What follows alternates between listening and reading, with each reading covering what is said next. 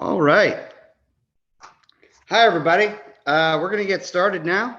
Thank you so much for joining. I am Zach Fragapane. I am the co-founder here at GrowthMatch, and I'm also the Chief Talent Officer. And so I work with everyone who goes through our matchmaking service. And I am so both on the demand side of our marketplace. So the different tech companies that join looking to fill gaps on their team, I work with them to match them with perfect fit specialists for both their company and their hiring request. And then I also work with all of our specialists, getting them up and onboarded onto the platform and in a place to take advantage of our services. Today, this is primarily a team building presentation, a workshop, primarily aimed at our hirers, our tech companies looking to fill gaps. But in the process, if you're on the other side, I think you'll learn a lot about how we think about team building, especially in this new remote work economy. You'll think of and see a little bit about how we match people and how we think about matching. And what we think of as really important when it comes to matching a growth freelancer with a tech company for a part-time relationship. I'm going to share my screen now. I hope everyone can see it. Please reach out, unmute yourselves. Sorry, I meant to hit slideshow. If you can't hear me, I'm going to jump back real quick to check everyone can. All right. Excellent. I'm checking chats as well. Hi, Allison. Hi, Lindsay. All right. I'm going to go back. Excellent. So this presentation is on how to unlock growth through team mapping. And it's really the culmination of everything my partner and I have learned both on both sides of this marketplace, but especially as tech founders in the freelance economy over the past 6 years.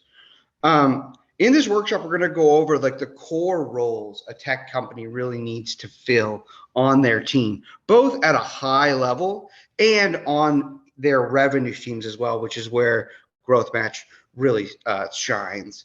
We'll talk about the different skills and experiences these core roles on the team will need, and the best way to fill the gaps that you actually identify along the way of doing this exercise. But first, a little bit about us. This is me and my business partner, Shelby. We are have been building businesses in the freelance economy for the past 6 years. And this is right at the start in early 2017. And we are in really, really, really great spirits. We had a back house, right? We had kind of the classic story.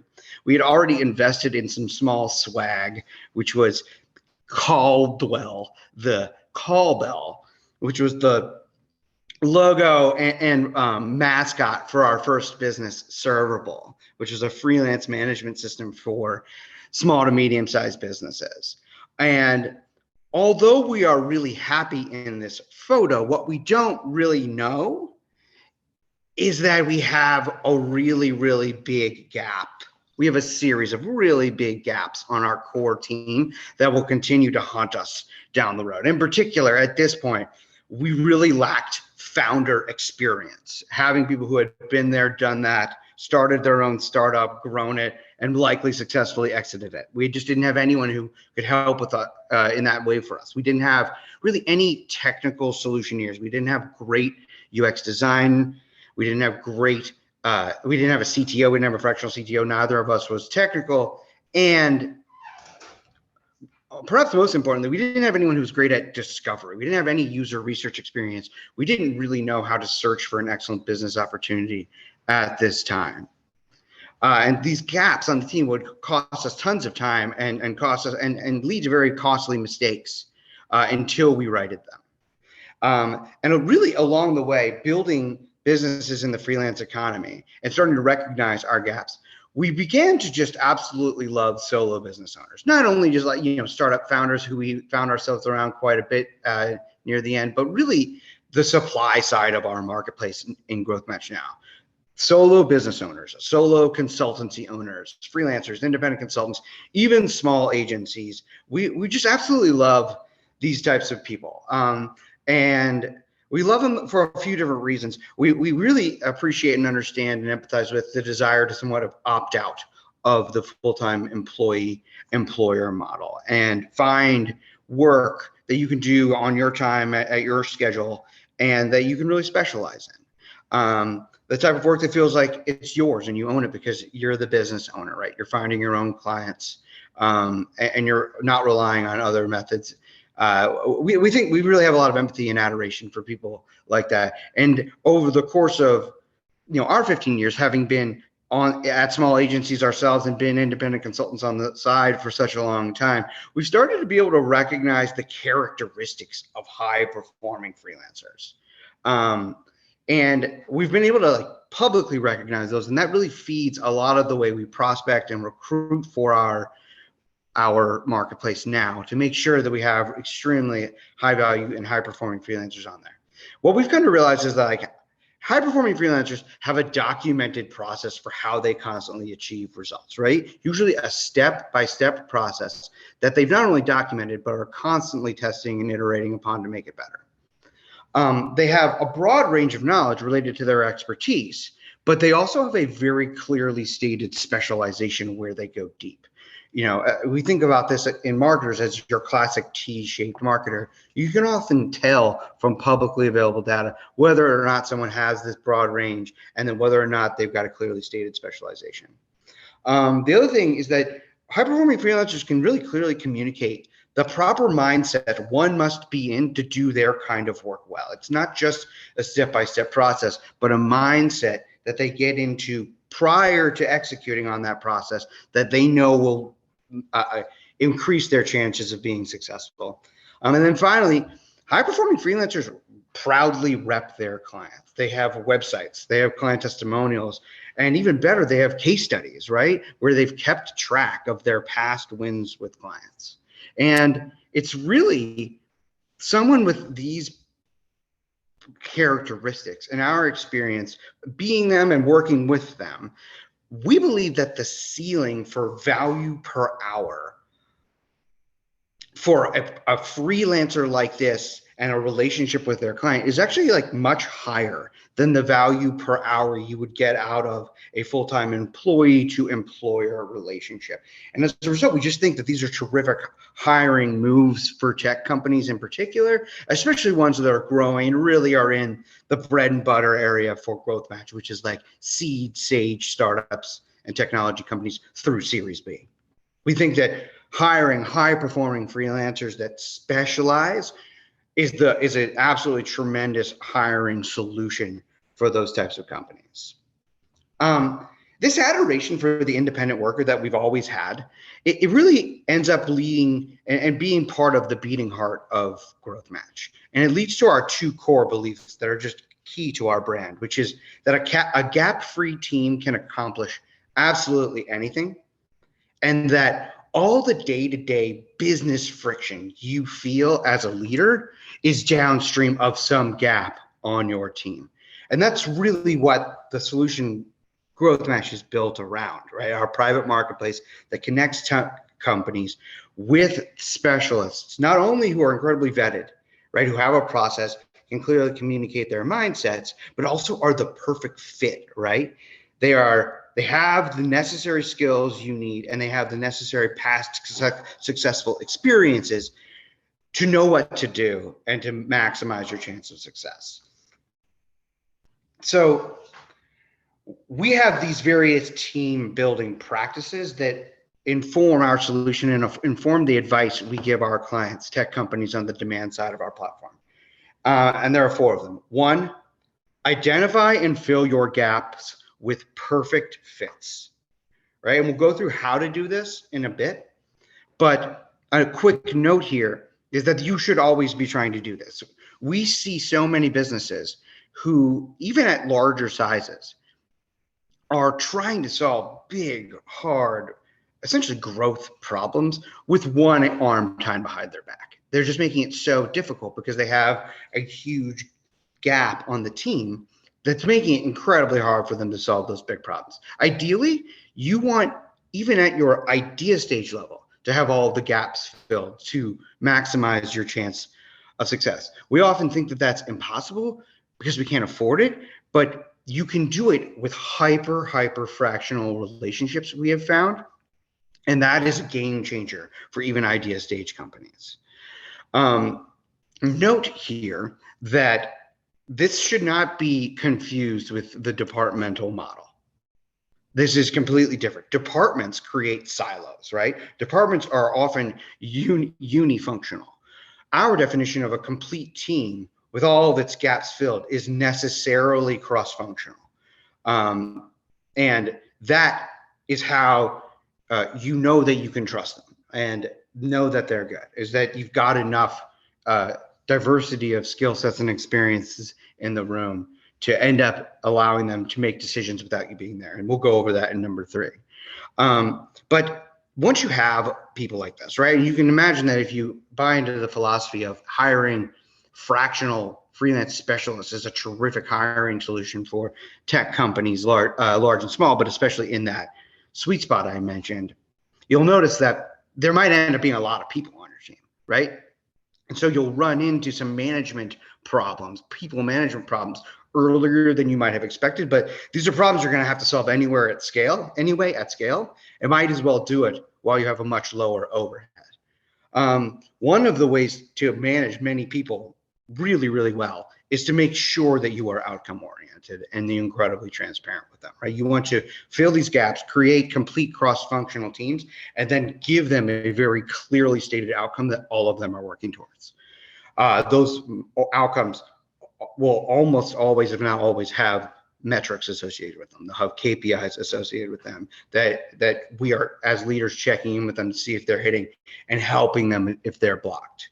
And the transparency, it goes hand in hand with outcome-oriented natures, because reviewing the numbers towards an outcome is one of the most transparent ways you can work with people.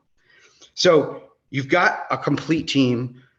It's gap-free. It's filled with perfect fits. You've got diversity of skills and experiences there. They are outcome-oriented and transparent. Now you can make them autonomous and aligned. These teams now have autonomy. They can operate without you and simply check in very regularly, and you can be comfortable, since they all have the same outcomes, that they're all aligned. And you allow them to be autonomous because you've already made them cross-functional.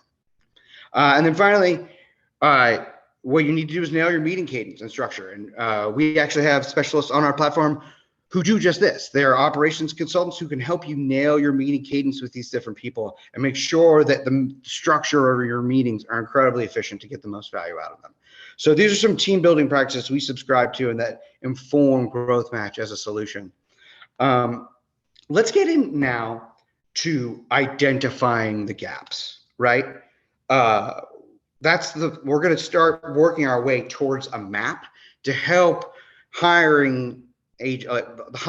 of the hiring side of tech companies map their team. Whoever does it, the CEO very often does this, and find the gaps on their team, both skill-wise and experience gap-wise.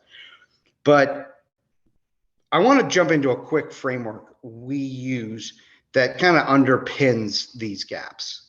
And this is how we organize at GrowthMatch our own internal team to help account for all of the different work a tech company startup does.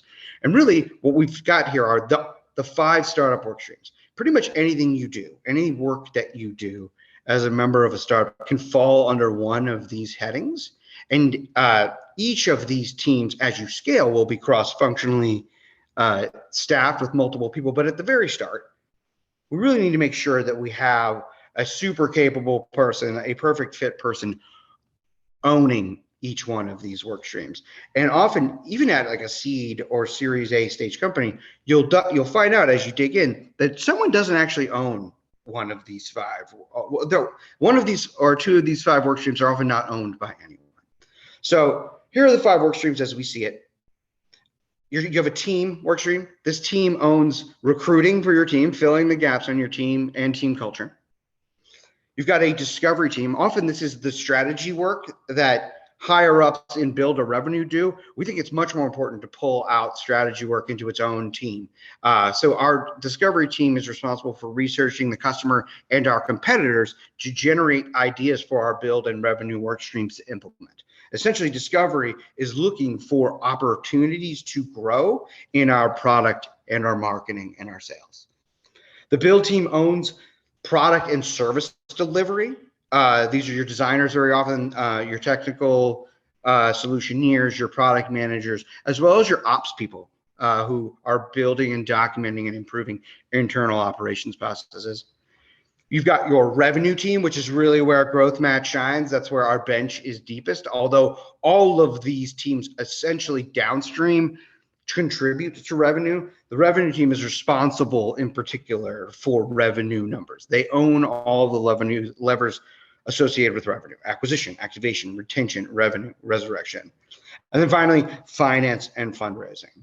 Note, right, that these 5 work streams, we want them to operate autonomously, but their work absolutely is informed by each other. They are stakeholders of each other's work. They depend on each other for entire company success.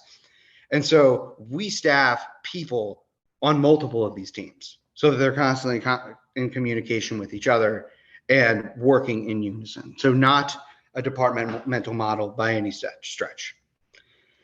In the end, like if we're going to really try to come up with a core team map, the people who run your discovery, build, and revenue teams are going to be the most important for the team lead to staff. Again, often the CEO will be the team lead here, and the CEO might double as one of these people as well. We can fit people to multiple gaps. We'll go over that in a second. Just keep in mind that the more gaps someone needs to fill, the longer or more amount of time and dedication they'll need to have to the overall company. So a chief discovery officer, we want to map them to skills now. This is very often a user researcher, a UX designer, or a product manager. If this person, and we'll go over this in just a second, has a lot of experience with this customer before, that's a huge bonus, right? Having the person who's going out and studying the space and studying the users, them already having experience serving that user is an incredibly important experience gap we'll talk about in just a second. Your chief builder almost traditionally has always been a CTO. Now in the days of no code and low code tools, UX designers, I think, are also terrific choices for a chief builder. And then your chief revenue officer is almost always a head of sales if you are going B2B, or a CMO if you are going B2C. Just as important as skill gaps are experience gaps, and we've hinted at this a bunch, but these are, in our opinion, the top experience gaps you should fill as a technology team. You really need someone with a ton of founder experience. In other words, experience founding, growing, and likely exiting their own startup. It wasn't really until 2 years ago when we met our mentor, Rick Barry, who had a really successful exit to Intuit in 2012, that we started to be able to put all the pieces of a good business together. We started looking for better business opportunities at the start. We started staffing our team with excellent people who are more cross-functional. We started operating better, started reporting on our numbers much better. Having him just 1 hour per week to beat up our ideas and to be a sounding board for where we were at the given moment was a huge inflection point in our business. And so finding someone with founder experience is incredibly important when you're searching for perfect fit people, especially for those top roles, those chief roles. Customer experience, can't talk about this enough, right? We use this just like founder experience and solution type experience when we are curating perfect fits in our matchmaking service. But we think of customer experience as being somewhat of a taxonomy from broad to detailed. Does someone have experience selling in enterprise businesses or small to medium-sized businesses or individual consumers, working with businesses that have individual consumers as their customers? Those are examples of broad customer types. Detailed customer types are the very specific customer, right? We have a company that is selling in directly to short-term rental property managers. That's pretty specific.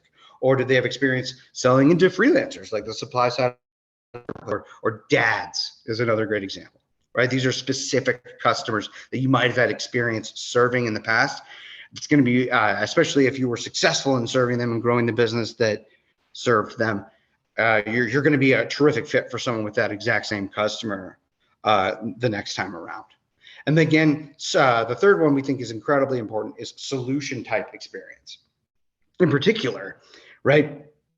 This is incredibly important in revenue and build positions. Like if you know how to sell this type of product, you're going to be in terrific shape. If you have built SaaS applications in the past, you're going to do a lot better work the second, third, and fourth times around. So we also look at solution type experience as a top experience gap. And we have some other ones we think are important. Industry experience. You have history working in the automotive industry, in travel, in hospitality. This can be these certain industries, especially like health tech and healthcare. Having industry experience is incredibly important in some industries in particular. Then startup experience, you have experience working at small, fast-paced companies. And then very often, and this happens a great deal with analytics, as you can see by the examples, having tool experience can also be very important for certain hiring requests. And so we use these combinations of skill and experience gaps at GrowthMatch to help tech companies find perfect fit specialists for whatever their needs are. Of course, we are specializing in revenue team maps, which I'll show you in just a minute. So we've got our basic team map here, and it's the simplest exercise you can go through, right? Given what you know, each one of these people needs to be good at, and that if they have these experiences, they're going to be much more likely to add value and ensure your success. What demand side companies do, what we do with our clients, is we help them do a couple different things. First, are there gaps on the founding team, right, or on the core team? Where do they live, right? Which of these 7 on the left are where there's biggest opportunity on the core team for a demand company to improve? They're looking for chief builders, the technical solutioneers, great UX designers. Are they looking for user researchers with a ton of experience with the customer? Very often, they lack a chief revenue officer, which is why GrowthMatch is built where it is.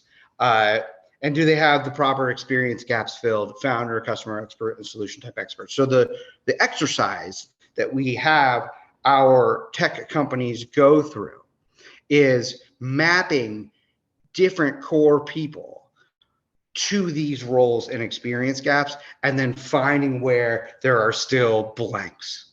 And from there, we can help them find perfect fit specialists to fill those gaps. And then finally, we've got our revenue team maps. This is a little bit more complicated, but I still think it's easy to go over. In general, a revenue team will need a chief revenue officer, right? A head of sales if it's B2B, often a fractional CMO if it's B2C. Someone who is at least a holistic marketer, has broad understanding, can write and create a strategy along with that chief revenue officer. Sometimes these two people can be the same person. And then a series of specialists are needed depending on the growth engine that we are either experimenting with or that the company is currently finding success growing in. By growth engines, I mean paid media, content/SEO, network effects. So these are the different large-scale growth engines a company might grow by, and you'll want to staff them a little bit differently depending on the growth engine. So for example, an organic content strategy team often consists of a fractional CMO who's going to own and write and continually update the strategy, someone who can write and edit the copy, an SEO expert who can make sure that the articles and the content written are addressing high value, high opportunity keywords, and that the site itself is SEO optimized, loading fast, has the proper link architecture, et cetera. And then finally, a social media manager for distribution. And GrowthMatch not only can help people find these individual people if there are just small gaps, but we offer the ability to staff you with full teams of these people. And so that's another way in which we offer like full gap coverage to our tech companies on the demand side of our marketplace. So the next step is really like, I've found my gaps. Now what, right? If you're a founder, if you are perhaps a head of growth, head of marketing, a chief revenue officer, and you know you have gaps on your team, what do you do next? Well, wouldn't it be lovely if there was a product and a service out there that gathered these skill and experience gaps from both sides of their marketplace and was able to match based on those gaps to find perfect fits? Well, that's what GrowthMatch does. We connect tech companies with perfect fit growth specialists for part-time freelance relationships. And there are two ways to get started. If you already know your gap and you know how to describe it, and you have a decent set of small job description and set of deliverables you want for this person, you can go right now to GrowthMatch and fill out a free hiring request form. We work entirely on commission, and so it's really no risk to you. You don't end up paying for our services until you find a perfect fit person you want to work with. Or you can schedule a 15-minute meeting with me if you'd like to do a little bit of a deeper dive into how we operate, perhaps help you find your gaps, and then recommend a perfect fit specialist for what your company needs at this moment. All right. That is the end of the presentation.